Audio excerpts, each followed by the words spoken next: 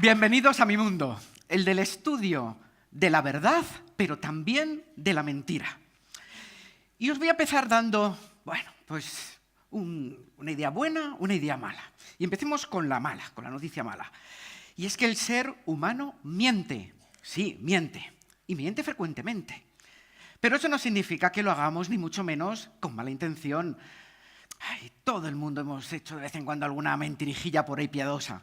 ¿Quién no ha dicho que una comida estaba espléndida, estaba buenísima, cuando no había quien se la tragara? Y no queríamos decepcionar a ese cocinero tan ilusionado. Y la buena noticia es que mentir no es nada fácil para el cerebro, nada fácil. Deja pistas, deja huellas, que ahora a continuación, en los próximos minutos, vamos a estudiar algunas de ellas. Partamos de una base. Para el cerebro es muchísimo más difícil mentir que decir la verdad. Cuando decimos la verdad, simplemente acudimos a nuestro recuerdo, lo cogemos y lo enseñamos, contamos lo que nos estén preguntando. Mientras que cuando mentimos, observar lo que tenemos que hacer, el cerebro se tiene que multiplicar. Existen dos historias, no lo olvidemos nunca, porque la mentira no sustituye a la falsa. Hay que coger la historia verdadera, el cerebro, la tiene que arrinconar ahí, en la última esquina de nuestra mente, amordazarla para que ni se mueva ni se la escuche.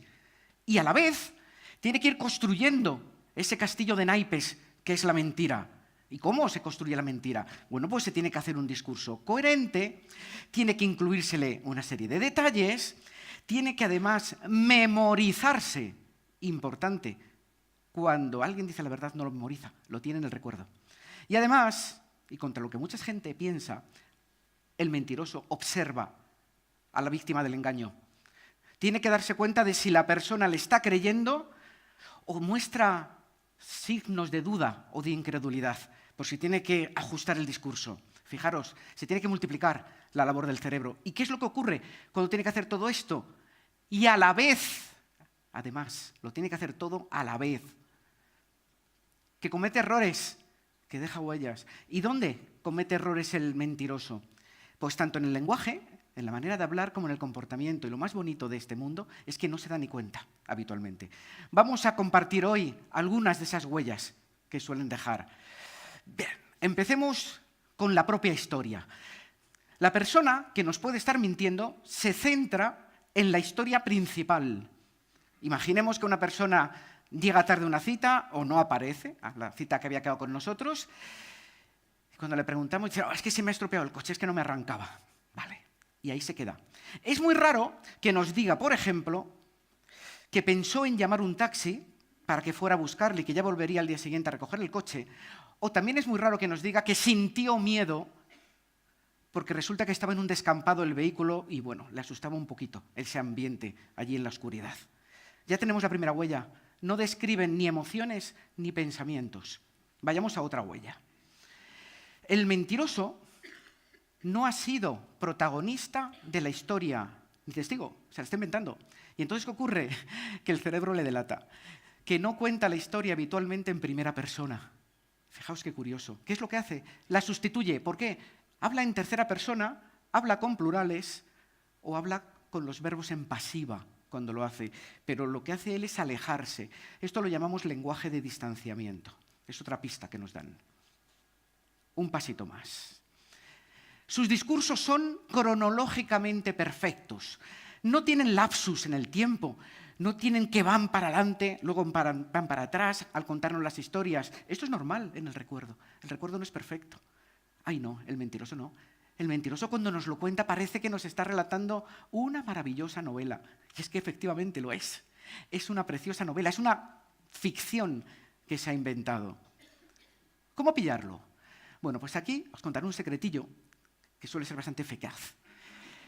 Vamos a pedirle que nos cuente la historia, pero al revés. Empezando por el final y acabando en el principio. No pueden, porque se la han inventado en orden.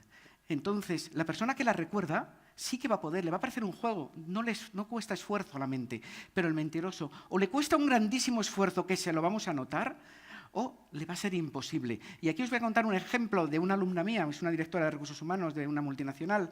Tenían que cubrir un puesto de un ejecutivo, un puesto bastante importante, y bueno, pues pasaron por su mesa pues muchísimos candidatos.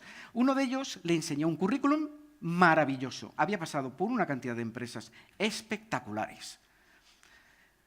Pero durante la conversación dio algunas de estas huellas, de estas señales de engaño. Entonces, ¿qué hizo ella? Con muy buen criterio. Cogió una de las empresas que había por el medio, más o menos al azar, y le dijo, oye, cuéntame, ¿y de esta empresa hacia atrás me puedes ir contando un poco tu vida laboral? Respuesta, ¿me dejas el currículum que lo vea? Fijaos cómo las personas cuando se inventan las historias les cuesta mucho contarlo a la inversa. Pero además, podemos hacer hasta otra prueba. Si le preguntamos la historia pasadas unos días o pasado unas semanas, es muy curioso. Nos lo van a contar exactamente en el mismo orden y nos van a contar prácticamente con las mismas palabras. Y es que está memorizada. El recuerdo no puede hacer esto, pero la memoria sí.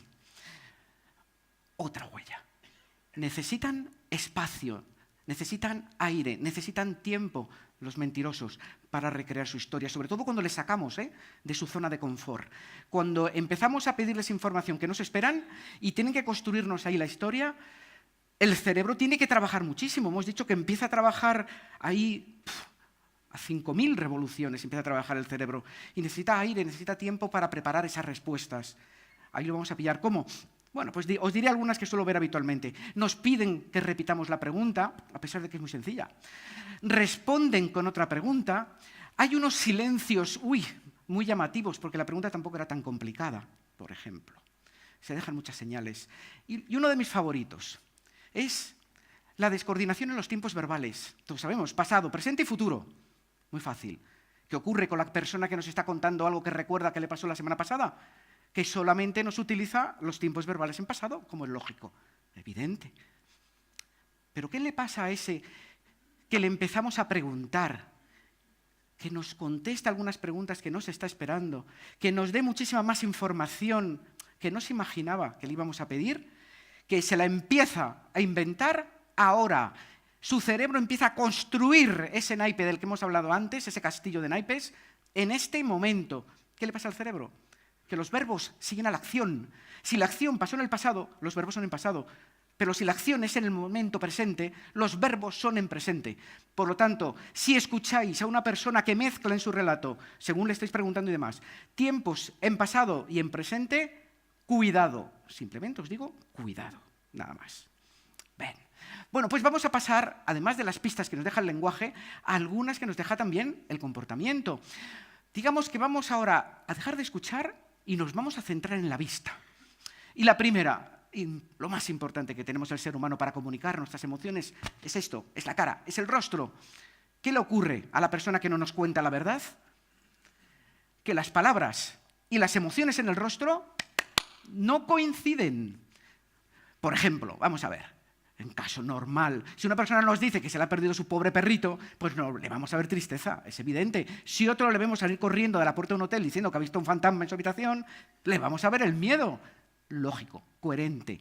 ¿Qué le pasa al mentiroso? Pues que nos va a contar una historia que a lo mejor es muy triste o que se supone que le enfada mucho, pero no vamos a ver la tristeza en su rostro, no le vamos a ver la ira. Incluso hay casos que vemos emociones contradictorias. Un ejemplo, bastante duro. El de una mujer que hace unos años, hace unos cuantos, ya hace bastantes, salió a los medios de comunicación a pedir ayuda. Sus hijos habían desaparecido. ¿Qué deberíamos ver? Emoción esperada, la tristeza, por encima de cualquier otra. Sin embargo, si lo veíamos atentamente, si analizábamos ese vídeo con atención, no solo no veíamos tristeza, sino que advertíamos incluso fugaces sonrisas que se le escapaban. ¿Sabéis dónde está hoy, no? Os lo imagináis, en prisión por el asesinato de sus dos hijos. Fijaos, es interesante observar a las personas que tenemos a nuestro alrededor.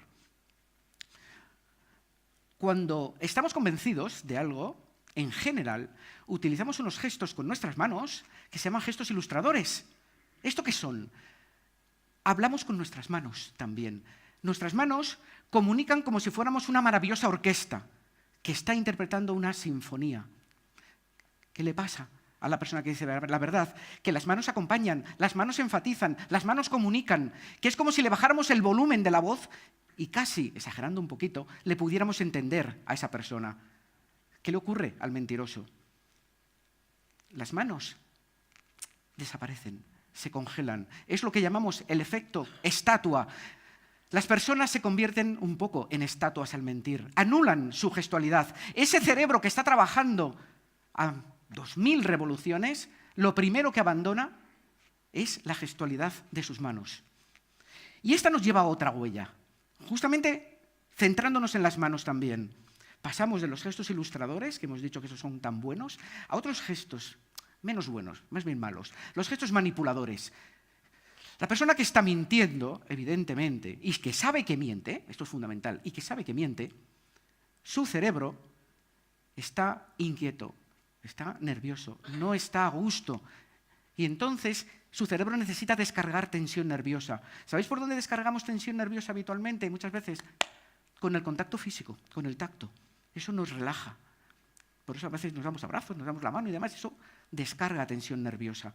¿Qué necesita el mentiroso? Deja de ilustrar con sus manos y empieza a manipular. ¿Y el qué? ¿Qué es lo que toca?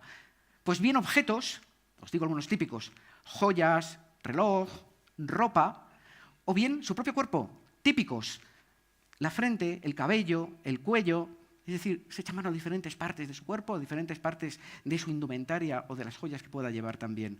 Estos gestos manipuladores reflejan que la persona se encuentra ciertamente nerviosa.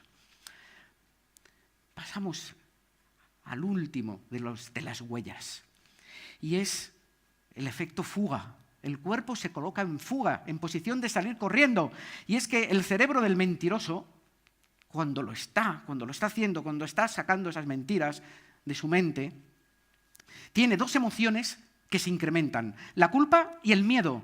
¿Y qué le provoca al cerebro cuando tiene miedo y cuando tiene sensación de culpa? Que quiere salir corriendo. Y aunque piense que no da muestras de ello, sí que las da en muchas ocasiones. Algunas de las que yo he advertido.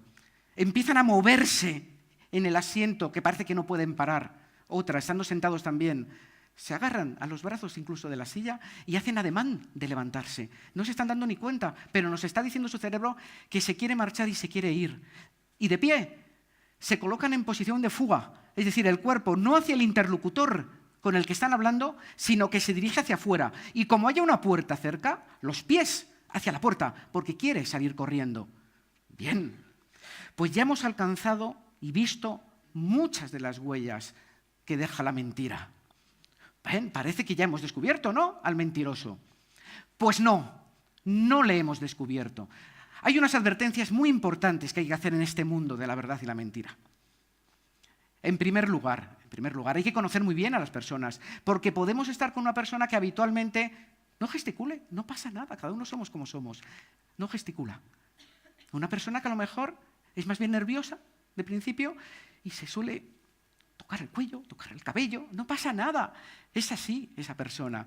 Conozcamos muy bien a las personas para no caer en lo que se llaman los falsos positivos de engaño. En segundo lugar, el estudio de esta materia requiere mucho entrenamiento y mucha práctica. Otra más, aunque veamos 1, 2, 3 señales de engaño, no significa que nos estén mintiendo. Se necesitan muchísimas más señales para tener un poco de cuidado. Y esta nos lleva a la cuarta. Nunca existe un 100% de seguridad en que una persona nos pueda mentir. ¿Qué tenemos que hacer? Lo primero, no mentir, que ya sabéis que nuestro cerebro está, el pobrecillo, destrozado de cómo le estamos cansando. Pero después tomar precauciones. Si vemos que existen muchos indicadores de engaño en la persona que tenemos delante y en lo que nos está contando y a lo mejor vamos a firmar un contrato, pues mucho cuidado con ello. ¿Queréis atacar al mentiroso con el arma que más daño le hace? ¿Sabéis cuál es? Las preguntas. Nunca lo olvidéis, porque la verdad no le teme a las preguntas. Muchas gracias.